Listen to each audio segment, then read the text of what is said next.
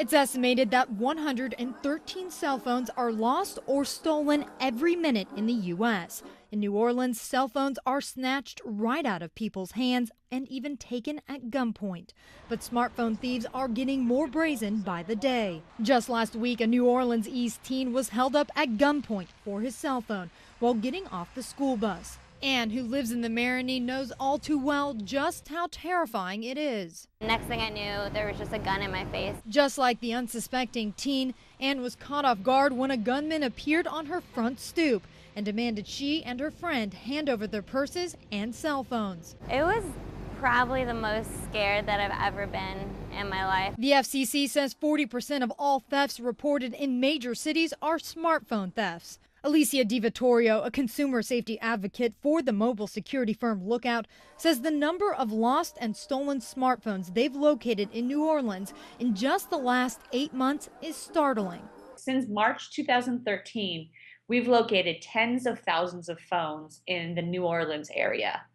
And that's just Lookout users alone. Imagine if the entire population of New Orleans had Lookout on their phones. An Eyewitness News review of NOPD crime logs revealed similar scenarios. In more than 24 of the reported armed robberies since September, the perp specifically demanded the victim hand over their cell phone. They're not vigilant to their surroundings, and they're preoccupied looking at their phone. And at that given time, when they're doing this, you have the opportunity for the phone to be snatched.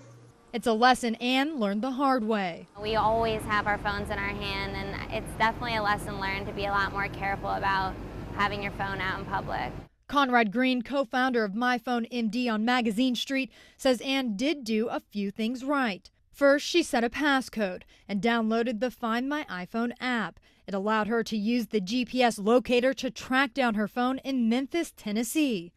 But Green says the best thing she did was immediately report the phone stolen. Fortunately, the carriers have all caught on to theft and theft prevention, and now they're blacklisting devices, which disables me from being able to reuse it on a new SIM card.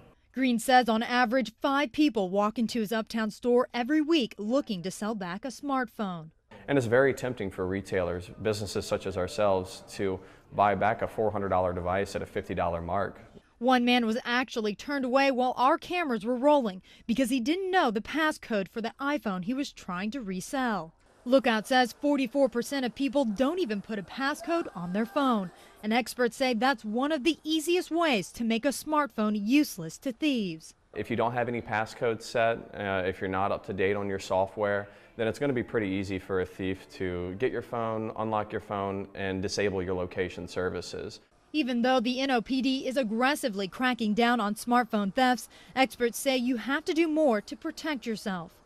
Just take LockCam, for example. If someone enters the wrong passcode on your phone more than 3 times in a row, it'll automatically take their picture and then email it to you. And within minutes, you'll have an email with the picture of the person trying to break into your phone. And not only that, it'll tell you the exact location where the picture was taken. Download an application like Lookout or some other application that lets you remotely lock and remotely wipe your phone, because while the hardware is extremely valuable, so is the content on the device. Lookout estimates that billions of dollars worth of phones are stolen every year, which is why experts say don't get caught up in the latest craze, because thieves also want the latest and greatest just as badly as the people willing to camp outside major retailers for new releases. I know that they're worth a lot of money, and especially with the holidays coming up, I know people are going to be getting new iPhones, and I just hope that there's not more incidents like this.